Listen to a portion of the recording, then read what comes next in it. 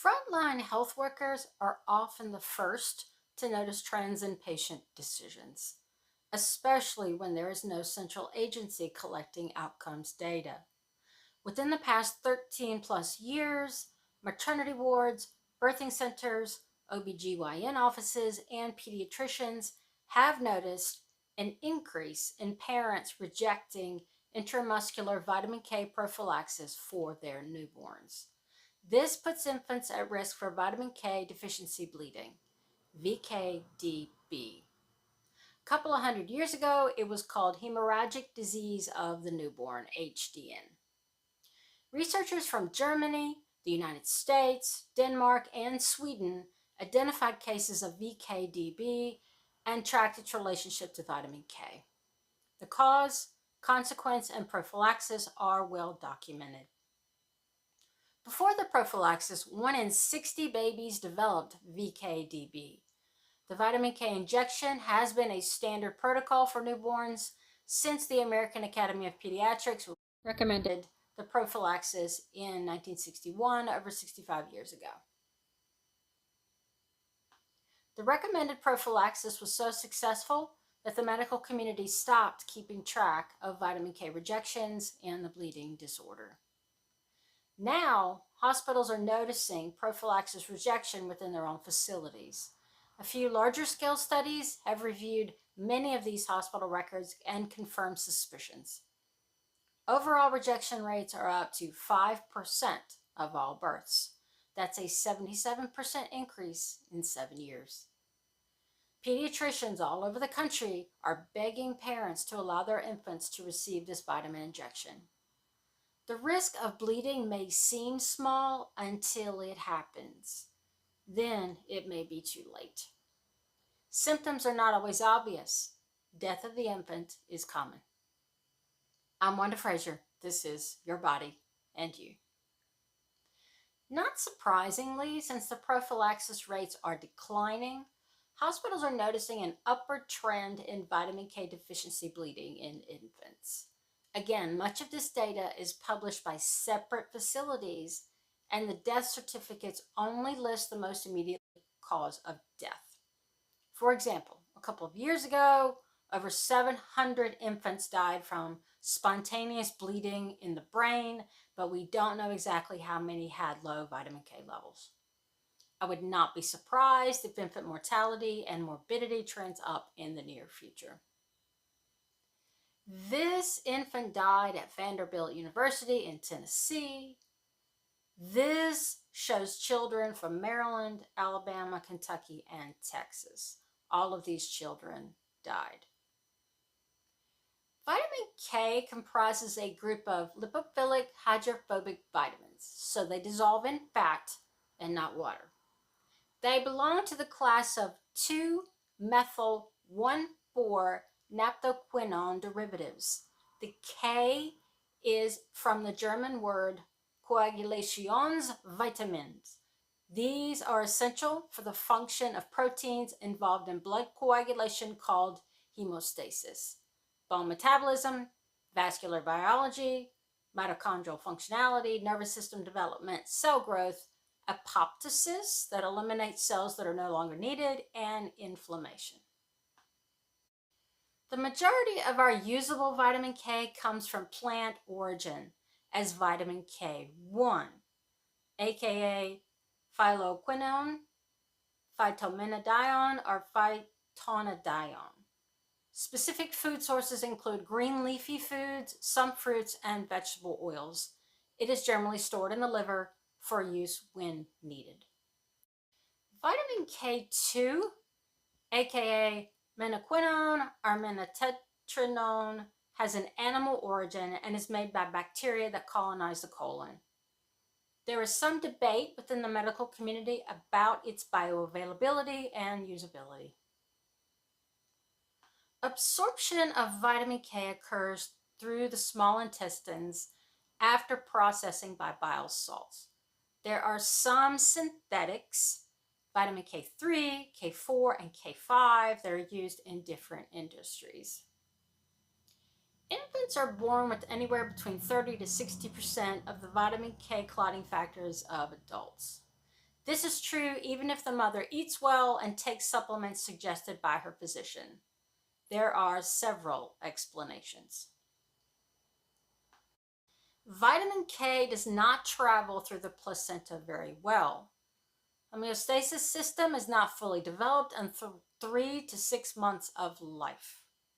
The gut bacteria need time to develop before an infant can make vitamin K. So the vitamin K stored in the baby at birth has to last through the first 6 months of life. It may not be enough, even with breastfeeding. After birth, breast milk does not supply enough vitamin K. Formula contains more vitamin K than breast milk, but it alone is not enough. Even oral supplements for the infant are not enough. The vitamin K prophylaxis is injected into the thigh muscle of the newborn's leg within 6 hours of birth. The body then stores most of it in the liver for use as the baby needs it. Some countries allow oral vitamin K supplements, but in the United States, there is no approved vitamin K oral prophylaxis. The medical community does not consider it as effective as the muscular injection.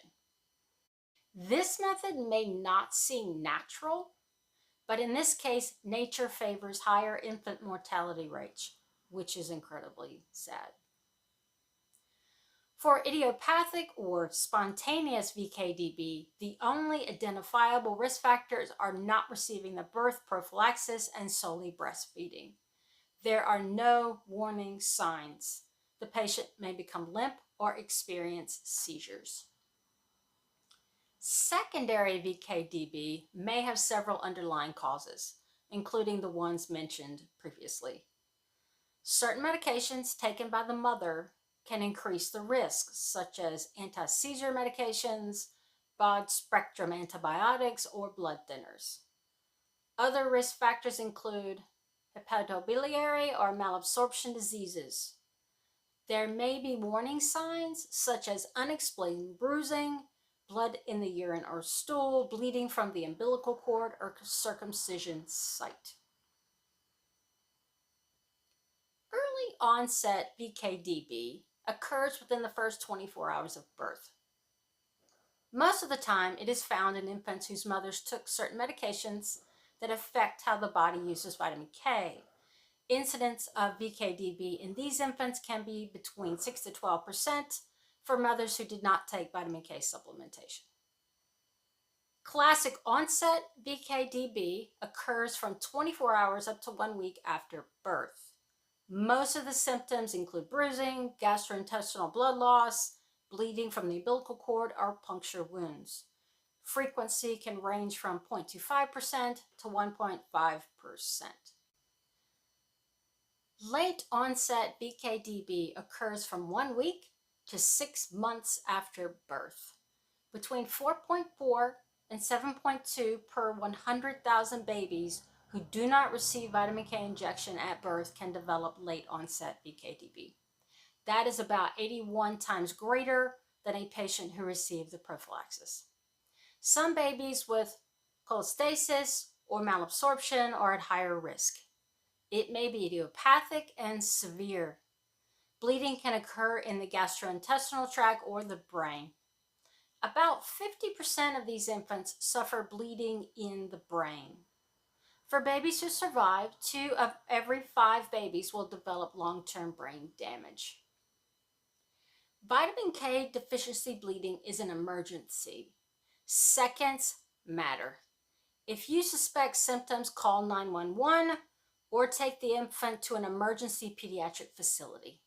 Overall mortality rate is about 1 in 5 babies. Not surprisingly, treatment for vitamin K deficiency bleeding is intravenous vitamin K. In severe cases, physicians may administer transfusions of fresh frozen plasma or red blood cells. For bleeding in the brain, the patient may require surgery to relieve pressure and remove blood from the brain. However, treatment is actually prevention. A single intramuscular dose of vitamin K, phytonadione, is recommended for all neonates and premature babies within the first 6 hours of birth. The standard dose ranges from 0.5 milligrams to 1 milligram depending on weight. For premature infants, the dose can be 0.3 to 0.5 milligrams per kilogram. Something to consider: premature babies often need many medications and fluids for their care. Many of these medications include benzyl alcohol as a preservative, which may increase toxicity. In an abundance of caution, some hospitals offer vitamin K injections without the preservative. Something else to consider: more than 3 million babies are born in the United States every year. There has only ever been one case of a severe allergic reaction from the vitamin K injection. It is extremely rare. However, from the injection, the patient may experience some discomfort and bruising. To help the baby, parents can hold the baby before and after injection. The call to action from the medical community is to make VKDB and vitamin K prophylaxis rejection in infants reportable conditions. Until then, it will be very difficult to see the big picture. When parents refuse vitamin K prophylaxis, the American Academy of Pediatrics recommends that hospitals have the parents sign a vitamin K informed refusal form or a refusal of treatment form that lists all of the risks and states that the parents accept full liability. This is common practice. We'll see how this progresses. So be diligent, listen to your physician, check on your people. Please like, subscribe, or share this video. For decades, I've worked in biological science, public health, and health education. I'm concerned about the public's confusion around health information and the communication blocks between physicians and their patients. Your contribution to my Patreon page will help me to continue to bridge those gaps. Share something useful because none of us have time for nonsense right now. Stay safe. I'm Wanda Frazier. This is Your Body and You.